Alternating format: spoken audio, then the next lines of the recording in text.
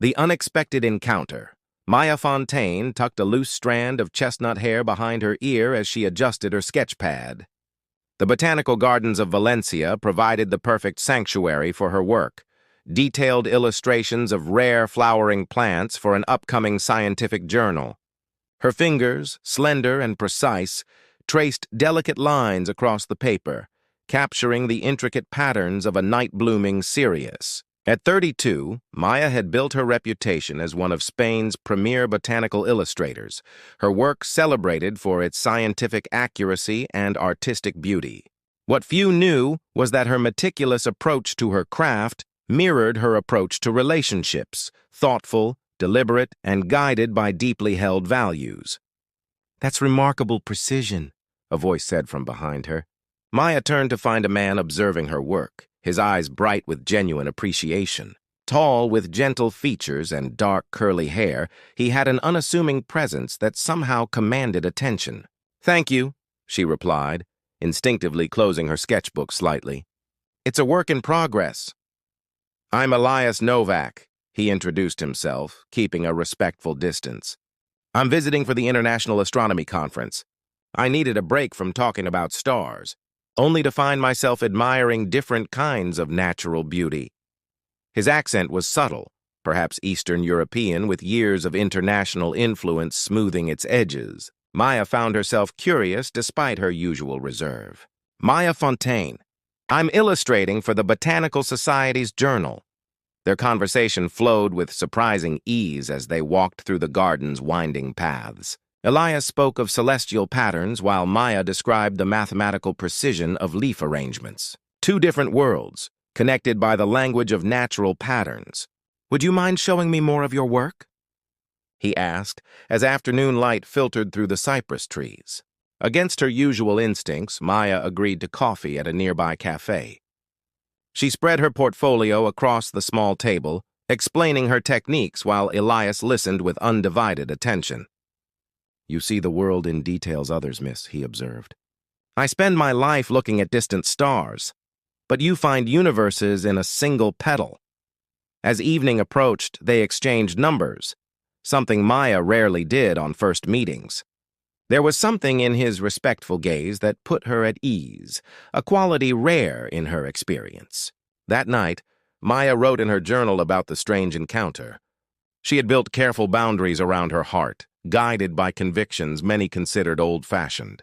Physical intimacy was something sacred to her, reserved for a commitment that transcended modern dating's casual nature. Her friends often teased her about these beliefs, but they were intrinsic to who she was. As she sketched Elias's profile from memory, she wondered if she'd see him again, and if so, how long before her boundaries became an issue as they always eventually did. Meanwhile, across the city, Elias looked up at the stars from his hotel balcony, thinking of the woman whose eyes held more mystery than any constellation he'd ever studied. Little did either know that their chance meeting would soon challenge everything they thought they knew about connection, patience, and the true nature of intimacy. Parallel orbits. 3 weeks after their chance meeting, Maya found herself spending more evenings with Elias than alone. Their connection had blossomed with surprising speed, yet maintained a comforting weightlessness. Tonight they sat on the rooftop terrace of Maya's apartment building, a bottle of Rioja between them as Valencia sparkled below. "So you're telling me you can identify thousands of stars by sight?"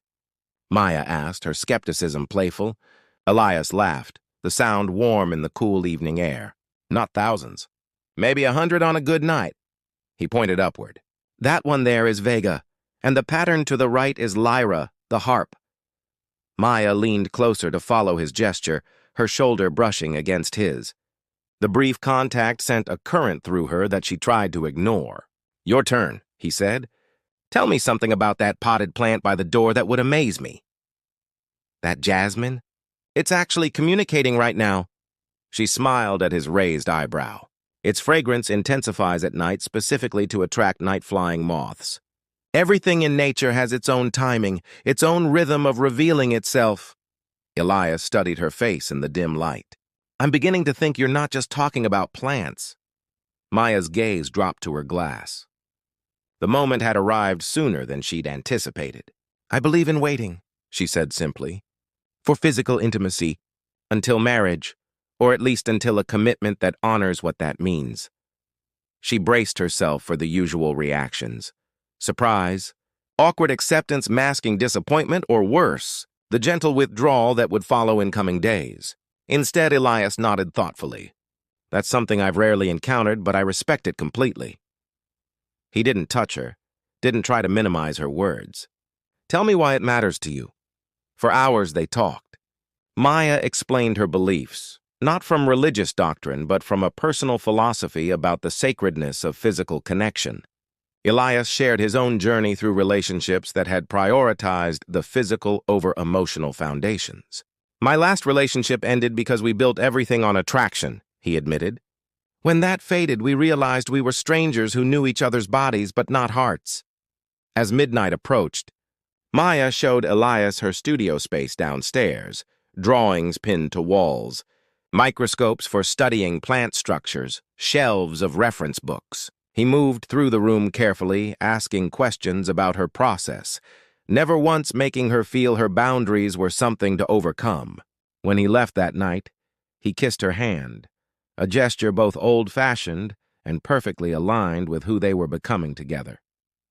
In the following weeks, they created their own language of intimacy. Long walks through the old city, cooking dinners in Maya's kitchen, Elias reading aloud from astronomy journals while Maya sketched. His research grant was extended, giving them more time in the same city. They touched, hands intertwining, shoulders pressed together on park benches. His arm around her during evening strolls, but always with a mindfulness that made these simple contacts feel more significant than any passionate embrace Maya had known before. One evening, Elias brought her a rare botanical text he'd found in a university archive. As she marveled over the centuries-old illustrations, he watched her with undisguised adoration. "I've never felt more seen by someone who hasn't seen all of me," Maya whispered, surprising herself with the admission. Elias took her hand. "Perhaps that's because I'm seeing the parts that matter most." Constellations united. The small chapel in Valencia's old quarter glowed with candlelight as Maya stood before a mirror, her mother adjusting the simple circlet of jasmine flowers in her hair. 3 months had passed since the night under the meteor shower, months of planning, of questions from friends who couldn't understand their rush, of deep conversations about what marriage would mean to them. "Are you certain, Querida?" her mother asked, meeting Maya's eyes in the reflection.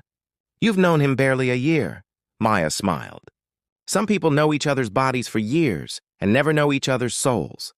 We chose a different path." Outside, guests gathered in the small courtyard, a blend of Maya's large Spanish family and the handful of colleagues Elias had grown close to. Her sister approached, finally supportive after seeing the genuine happiness between them. "Your astronomer is pacing like he might wear a hole in the stone," she teased. "He told me he feels like he's waiting to witness a once-in-a-lifetime celestial event." "That's exactly what it is," Maya replied softly. The ceremony was brief but meaningful, combining astronomical metaphors with botanical symbolism. They exchanged rings fashioned with engravings of stars and vines intertwined. These rings represent boundaries that don't constrain but define something precious, Elias said in his vows. Like the atmosphere that protects Earth, your boundaries weren't obstacles. They were the very conditions that allowed something beautiful to flourish. Maya's voice trembled as she responded. "You taught me that patience isn't about waiting for something to end, but for something to become complete. Today isn't about crossing a line, but about erasing the distinction between your world and mine."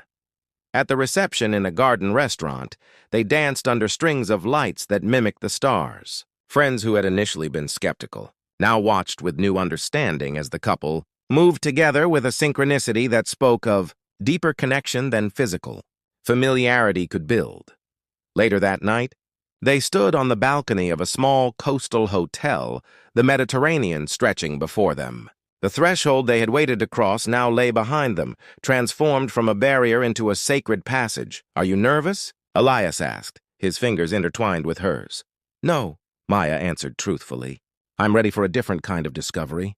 Their first night together, became not an ending to waiting but a beginning of something newly created. Intimacy built on foundation rather than exploration alone. Their patience had transformed desire from hunger into celebration. In the quiet hours before dawn, Maya traced constellations on Elias's skin while he named the flowers tattooed along her shoulder. "Was it worth it?" she whispered. "The waiting?" Elias drew her closer. "The waiting wasn't separate from loving you. It was part of how I learned to love you completely." 6 months later, as they prepared to move into an apartment near the observatory where Elias would begin his new position, Maya completed a series of illustrations combining astronomical and botanical elements, stars shaped like flowers, nebulae resembling root systems, constellations connected by vines. The collection, titled Parallel Universes United, would become her most celebrated work, and their most treasured reminder that love, like the rarest bloom or the most distant star, reveals itself not according to demand, but according to its own perfect timing. Eclipse of doubt. The autumn air carried a chill as Maya and Elias strolled through Turia Gardens, fallen leaves crunching beneath their feet. 4 months into their relationship, they had settled into a rhythm that felt both comfortable and electric with possibility. "My sister thinks I'm crazy," Maya said, breaking a comfortable silence. "She called last night to check if we were still playing the waiting game." The hurt in her voice was palpable. Elias squeezed her hand. "And what did you tell her?" "That it's not a game. That you've never made me feel it was." Maya stopped walking. "But sometimes I wonder if I'm being unfair to you." They found a bench near the reflecting pool. Around them, couples walked arm in arm, some kissing without concern for who might see. Maya felt the weight of being different, of asking for something most considered unnecessary in modern relationships. "Do you know what I think is unfair?" Elias asked, his voice gentle. "The assumption that physical intimacy is the only meaningful way to know someone." He tucked a strand of hair behind her ear. "I've learned more about love from respecting your boundaries than I ever did from crossing someone else's." Yet despite his reassurances, doubt had begun to creep into their relationship. Maya noticed Elias growing distant at times, lost in thought. When she asked what troubled him, he would smile and change the subject. She feared the inevitable, that her boundaries were finally becoming too restrictive. One evening, they attended a colleague's wedding. During the reception, watching the newlyweds' first dance, Elias seemed particularly melancholy. "Are you okay?" Maya whispered. "Just thinking about time," he replied cryptically. Later that night, as they walked along the moonlit promenade, the tension between them grew palpable. "My research position ends next month," Elias finally said. "I've been offered a permanent role at the observatory in Chile." Maya felt her world tilt. "When were you going to tell me?" "I've been trying to find the right moment.